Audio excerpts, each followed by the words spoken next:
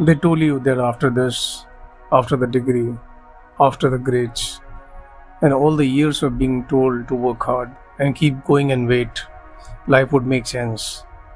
The path would become clear, the right opportunities would appear. You would know what you wanted and how to get it, and who you were becoming. That was the deal. Nobody told you about the Tuesday afternoon, 6 months later, when you are sitting in a job that pays the bills but costs you something that you can't name. Scrolling through the lives of people who seem to have figured it out, wondering if everyone else received an instructions manual that somehow didn't make it to you. This feeling has a name, the quarter life crisis. And the reason nobody takes it seriously, the reason it's get dismissed with eye rolls and you're so young and you have your whole life ahead of you, is because it doesn't look like a crisis from the outside. You're fed, you're housed, you're young. By every external measure, you're fine. But inside it feels like standing at the beginning of a road that stretches further than you can see, with no map and no certainty that you are even facing the right direction. Let's be honest about what the quarter life crisis actually is. Because it's not just about career confusion or relationship uncertainty or the shock of paying bills for the first time. It's deeper than any of those things.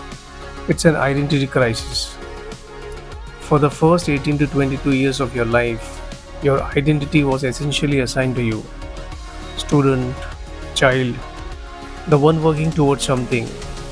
Every year had a clear structure, a grade, a level, a next thing to aim for.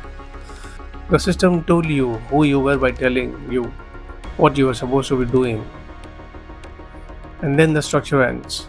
For the first time, nobody is telling you what comes next. Nobody is grading you. Nobody is promoting you to the next level automatically. Nobody has designed a curriculum for the person you're supposed to become. It's just you, responsible for constructing an identity from scratch. In a world that has more options than any previous generation, and somehow less clarity about which ones matter.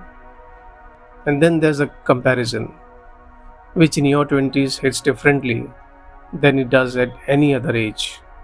Because everyone around you is also figuring it out. But the ones who look most certain look so certain. Then you start to wonder if the uncertainty is yours alone. It isn't. The people who look most certain at 24 are often the ones performing certainty because they are just as terrified as everyone else. The difference is the performance, not the feeling underneath it. Here's what research on life satisfaction actually shows.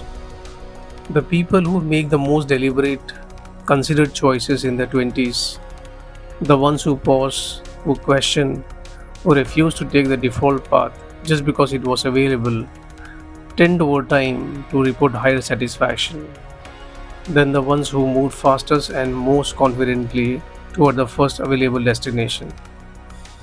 The quarter life crisis, are disorienting as it feels, is often the beginning of building a life that actually fits you, rather than inheriting one that was designed for someone else. The crisis is not the problem. The dismissal of the crisis is. When every adult in your life responds to your genuine confusion with "you're so young, you have time," they mean well, but what you hear is your pain isn't really enough yet to take seriously. And so you push it down. You pick something, anything, just to have an answer. When people ask what you're doing with your life, and sometimes that something becomes a decade, not because you chose it, because you chose it to make the question stop.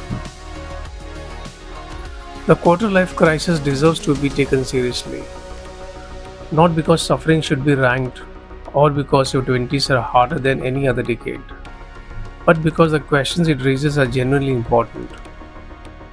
Who am I when the structure falls away? What do I actually value? Not what was I told to value. What kind of life would I build if I wasn't building it for anyone else's approval? These are not small questions. These are the questions that determine the shape of everything that follows.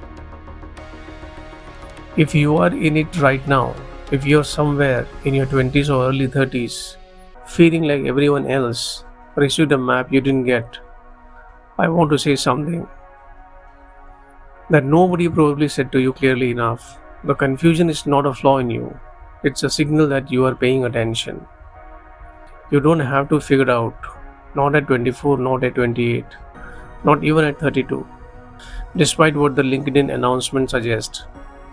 What you have to do, the only thing that actually matters right now, is stay honest about what you want versus what you have been told to want. That distinction is held onto carefully, protected from the noise, is the beginning of everything.